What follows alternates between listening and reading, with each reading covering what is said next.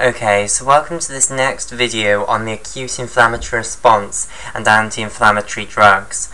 Okay, so far we are looking at the acute inflammatory response, and we are looking at type 1 activation of endothelial cells, which is produced by, for instance, a ligand such as histamine acting on H1 receptors on the surface of endothelial cells. Okay, and we've seen that the H1 receptors are GQ coupled and will activate the alpha Q GTP subunit, which will then activate phospholipase C, specifically phospholipase C of the beta type, which will cleave phosphatidylinosytyl 4,5-bisphosphate, PIP2 for short, into diacylglycerol, DAG, also known as diglyceride, and inositol 1,4,5-trisphosphate, also known as IP3. And now IP3 is the important one in this pathway because it's released into the cytoplasm, and it's going to act on a receptor in the membrane of the endoplasmic reticulum. Okay, so here is our intracellular organelle, which is the endoplasmic reticulum here. Okay, and let me just complete it up. Okay, so this is the endoplasmic reticulum, and it's a membrane-bound organelle within the cytoplasm of the cell. Okay, and the calcium level within the cytoplasm of the cell is extremely low. In fact, it's usually around 100 nanomolar. So the concentration of calcium in the cytoplasm is usually around 100 nanomolar. Okay, whereas the calcium concentration in the endoplasmic reticulum is much, much higher. So you have a much higher concentration of calcium inside the endoplasmic reticulum. And by the way, the endoplasmic reticulum is often abbreviated to the ER for short. Okay, and basically, you can release the calcium into the cytoplasm, and this is done when IP3 goes up in the cytoplasm, basically. So IP3 is going to cause release of calcium from this intracellular store, which is the endoplasmic reticulum. So in the membrane of the endoplasmic reticulum, you have IP3 receptors. So this here is an IP3 receptor. Now, IP3 binding to the IP3 receptor does not directly cause the IP3 receptor to open and release calcium from the endoplasmic reticulum. However, it does activate the IP3 receptor so that another ligand binding to the IP3 receptor, which specifically is actually calcium, which seems very complex because, you know, the IP3 receptor is this channel which is going to allow calcium to leave the endoplasmic reticulum and go into the cytoplasm. Okay, now usually it's closed, but when IP3 comes and binds to it, that activates it, but it doesn't open yet. Instead, it gets into a state where if calcium now binds to it from the cytoplasmic side, it will then open. Okay, now if IP3 does bind to it, however, it does lead to the opening of the IP3 receptor overall, because there is some calcium in the cytoplasm, and there may well be other signals coming from the cell membrane which are allowing additional calcium to come in from the cell membrane. We don't understand this level in calcium signaling at the moment. We're still, we know that the IP3 receptor is fundamentally gated by calcium rather than IP3, but as to where the calcium that originally activates it comes from, it's still a bit of an open question as to whether it's just the calcium in the cytoplasm or whether you're letting in calcium from the extracellular fluid that then activates the IP3 receptor. However, certainly for the basis of this video, we don't need to worry about these details, and we can just view that when the IP3 goes up in the cytoplasm, it will bind to the IP3 receptor, specifically 4 IP3 molecules bind to the IP3 receptor, and that this will lead to the release of calcium from the endoplasmic reticulum, which will cause calcium to go up within the cytoplasm. Okay, now what is this calcium going up within the cytoplasm of the cell going to cause? Well, it's going to cause a number of things. The one we're going to start off with is that it's going to lead to the synthesis of prostaglandin I2, also known as prostacyclin. So let's have a look at how. Okay, so this calcium is going to go and bind to and activate an enzyme known as phospholipase C. Okay, and this is specifically cellular phospholipase.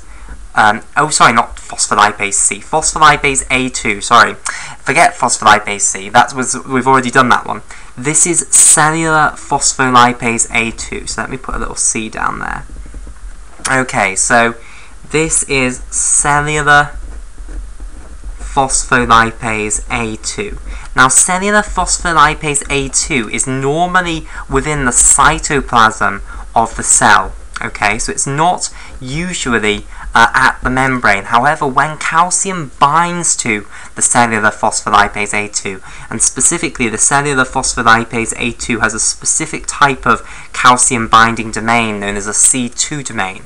So calcium ions will come and bind to this C2 domain, and when calcium binds to that C2 domain, and multiple calciums will bind there, it will lead to the translocation of the cellular phospholipase A2 to the inner leaflet of the phospholipid bilayer.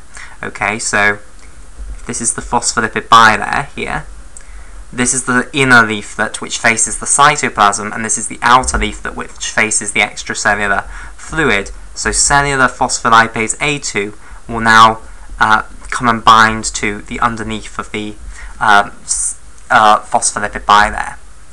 Okay, so let's colour it in a colour.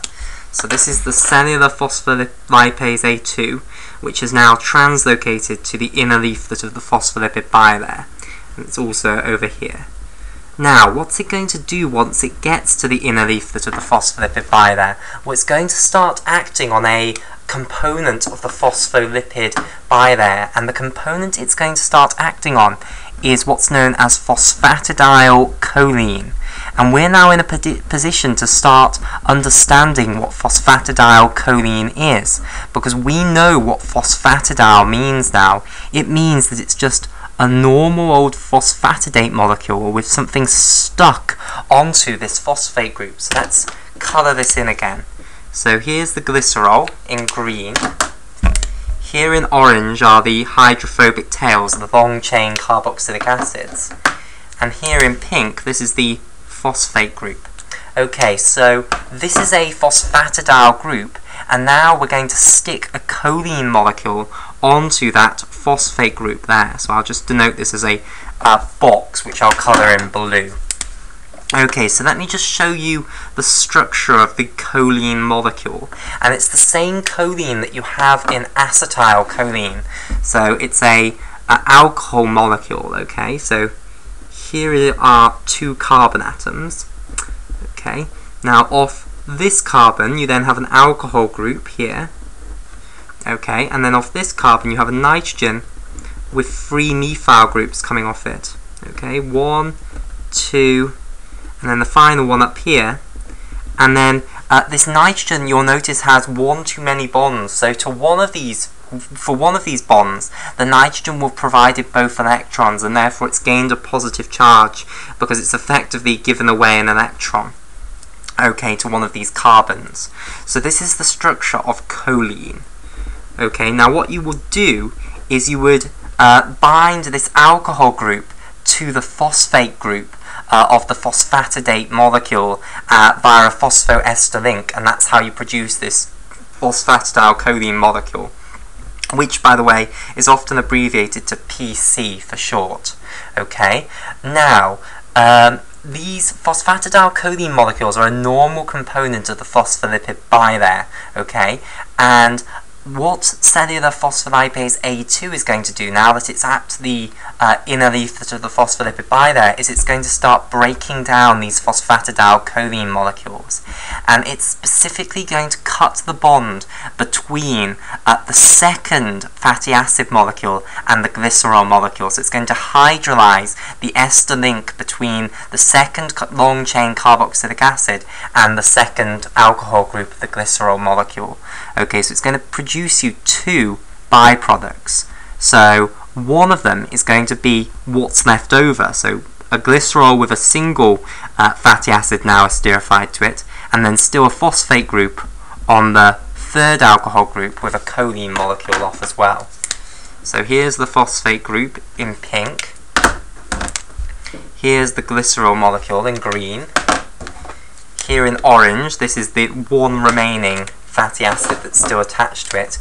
And here in blue, this is representing our choline molecule. Okay, so this is now what's known as lysophosphatidyl-choline. Okay, so this is lysophosphatidyl-choline. Phosphatidyl-choline. Now the other product of this reaction that's catalyzed by the cellular phospholipase A2 is going to be the fatty acid that has now come off, basically.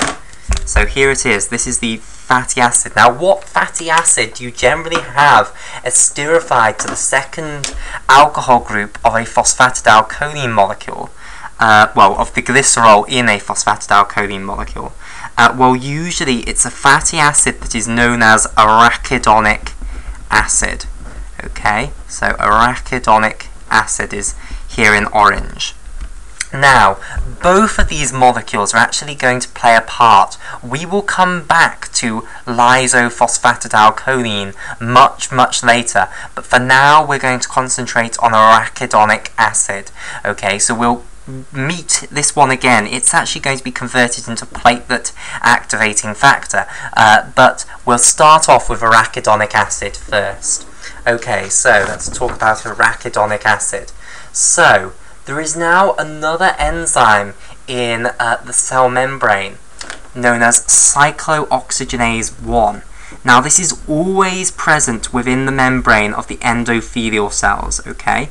Now, it's not usually doing anything because usually there's no arachidonic acid for it to work on. But now that the cellular phospholipase A2 has been activated, it's producing all of this arachidonic acid molecules within the phospholipid bilayer. So here is an arachidonic acid molecule here. Okay, now arachidonic acid is often abbreviated to AA for short, but I'll write it out once at least on this page. Okay, so arachidonic acid. Okay, and for short that's often abbreviated to AA. Now, cyclooxygenase 1, or COX-1 as it's often abbreviated to for short, is going to convert arachidonic acid to another molecule. Now it's going to actually catalyze two separate reactions for this arachidonic acid. Firstly, it's going to catalyze the conversion of arachidonic acid into what's known as prostaglandin G2. Okay, so prostaglandin G2, and the shorthand for this is PGG2. Okay, PGG2. And this conversion, where you convert arachidonic acid into prostaglandin G2, is what's known as the cyclooxygenase reaction. So this is the first reaction that the cyclooxygenase 1 enzyme is going to catalyze. Okay? Then the second reaction it's going to catalyze is the conversion of prostaglandin G2 into prostaglandin H2. Okay, so it's not going to stop just with one reaction. It's not happy with that. It's going to convert the prostaglandin G2 further into prostaglandin H2, which is often abbreviated to PGH2 for short. Okay, and this conversion, this next reaction, it's also got a name. So the conversion of prostaglandin G2 into prostaglandin H2 is known as the peroxidase reaction. Okay, so cyclooxygenase 1 firstly catalyzes the cyclooxygenase reaction, where you convert arachidonic acid into prostaglandin G2, and I've forgotten the number 2 there. Okay, then it converts prostaglandin G2 into prostaglandin H2, the so-called peroxidase reaction.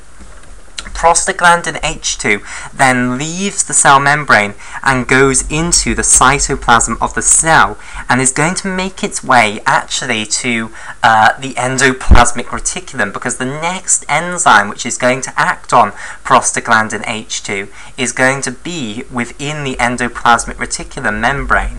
So here again is the star of the show, the endoplasmic reticulum. Now, another protein that is sitting within its membrane is what's known as prostacyclin synthase. Okay, so this is prostacyclin synthase, also known as, and I think it's actually prostacyclin synthetase. I would imagine it's prostacyclin synthetase rather than prostacyclin. synthase. Okay, it's also known as prostaglandin I2 synthetase. Okay, so PGI2 synthetase. Okay, and this enzyme is going to take in the prostaglandin H2 here. Okay, let me just finish this naming of it. It's going to take in the prostaglandin H2 and it's going to convert it to prostaglandin I2, which is also known as prostacyclin.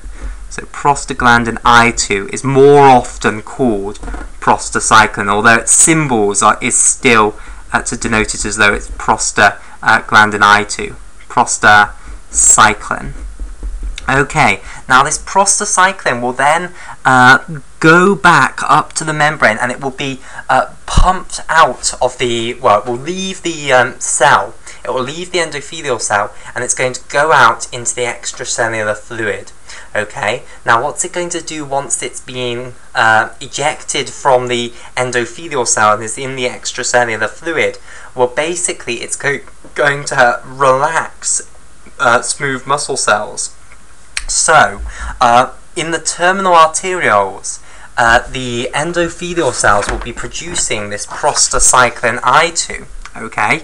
And the prostaglandin I2, also known as prostacyclin, they'll be producing this prostaglandin I2. It will be going back to the vascular smooth muscle cells which surround them, and it will be causing the relaxation of these vascular smooth muscle cells. Now, if they all relax, what happens? They all become longer. So, that means that the circumference of this ring of vascular smooth muscle cells is going to increase, meaning that the ring has dilatated, okay? And if the ring of vascular smooth muscle cells dilatates, then that's going to cause the dilatation of the inner layers of this blood vessel, and therefore the lumen will dilatate, okay? And if the lumen dilatates, then it can allow more blood to move through it, okay? So you're going to get increased blood flow through the terminal arterioles, and therefore you're going to get increased blood flow to this affected tissue.